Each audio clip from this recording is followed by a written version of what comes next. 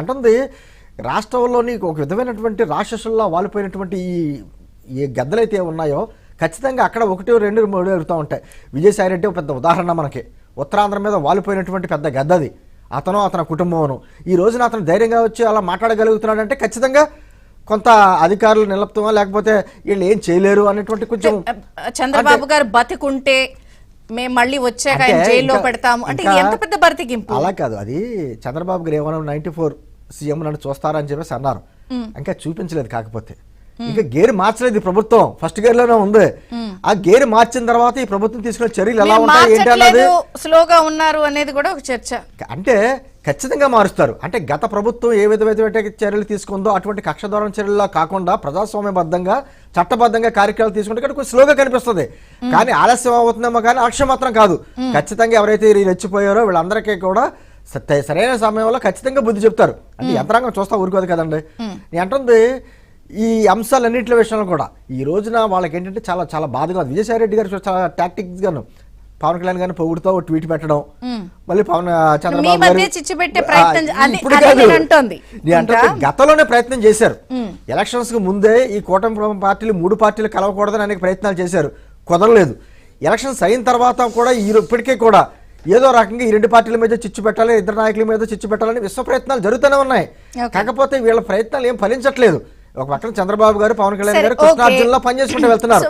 మీరు అన్ని వెళ్తామంటున్నప్పటికీ కూడా ఇప్పుడు మళ్ళీ 11, 12 తేదీలో కలెక్టర్స్ కి విజన్ డాక్యుమెంట్ దిశానిర్దేశం అంటున్నారు. గతంలో మీరు నిర్దేశించిన దిశలోనే ఇప్పటి వరకు వెళ్ళారా? కొంచెం అక్కడక్కడ రూట్ తప్పారని అంటున్నారు కదా. అంటే నేను విజయచంద్ర గారు, చంద్రబాబు గారు, పవన్ కళ్యాణ్ గారు, లోకేష్ గారు వాళ్ళ నిజాయితీగానో చిత్తశుద్ధితోటని 24 గంటలు పనిచేసినంత మాత్రాన సరిపోదు.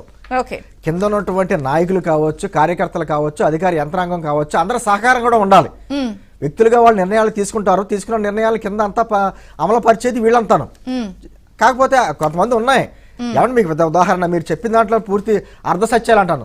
పూర్తి సత్యం లాగా ఉండవచ్చు, తప్పు ఉందని నేను అనట్లా. ఎందుకంటే కొన్ని 100 కిలోమీటర్ల నుంచి రేషన్ రైస్ ఇప్పుడు కాకినాడ పోర్టుకి వెళ్తుంది. ఖచ్చితంగా ఈ రోజుకి వెళ్తుందంటే స్థానికంగా ఉన్న అధికారుల సహకారము, స్థానికంగా ఉన్న రాజకీయ నాయకుల సహకారం లేకుండా వెళ్ళవు అక్కడికి.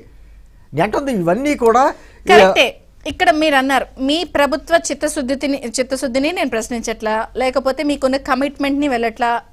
ఇందాక రాజేష్ గారు అన్నారు 6 నెలల్లో యంత్రాంగాన్ని పూడ్చుకుంటూ దారిలో పెట్టాలని వీరు చెప్పిన వారు. కానీ ఒక విషయం మాట్లాడుకుందాం ఓపెన్ గా. ఇప్పుడు ఆంధ్ర టు ఆఫ్రికా ఇక్కడ ఉచిత బియ్యాన్ని అట్లా అక్కడ ఎలా తరలిస్తున్నారు, రేషన్ బియ్యం ఎలా అక్రమాలు జరుగుతున్నాయి. నిన్న కూడా విశాఖ పోర్ట్లో 483 టన్నుల బియ్యాన్ని స్వాధీనం చేసుకున్నారు. సో మీరు ఈ విషయంలో చాలా సీరియస్గా ఉన్నామని చెప్పి గత 10 రోజుల నుంచి చెప్తున్నప్పుడు సిట్టేస్తున్నారు, అధికారులను చేస్తున్నారు, అందరినీ వార్నింగ్లు ఇస్తున్నారు, ఇంకా మీరు వెళ్ళి పట్టుకుని చేస్తున్నారు అని అంటే మీరంటే భయం లేదా, లేకపోతే భక్తి రావటం లేదా? ఇంకా పట్టుకుంటున్నారు అంటే లైట్ తీసుకుంటున్నారా మిమ్మల్ని? విజయచంద్ర గారు అది ఈ రోజు లోడేలేని కాదు.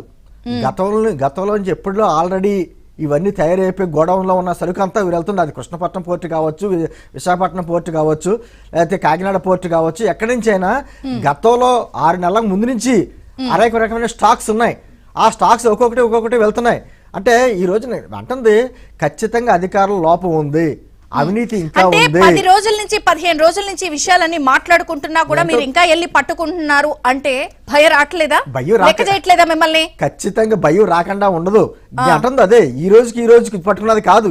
తనిఖీలు దొరికినాయి కాబట్టి తెలుస్తుంది, లేకపోతే తెలీదు. నేనేమంటానంటే ఈరోజు సిట్టు వేసిన తర్వాత కేవలం ఏదో కాకినాడ పోర్టు మీద కాకుండా మిగతా పోర్టులో కూడా జరుగుతున్న అక్రమ రవాణా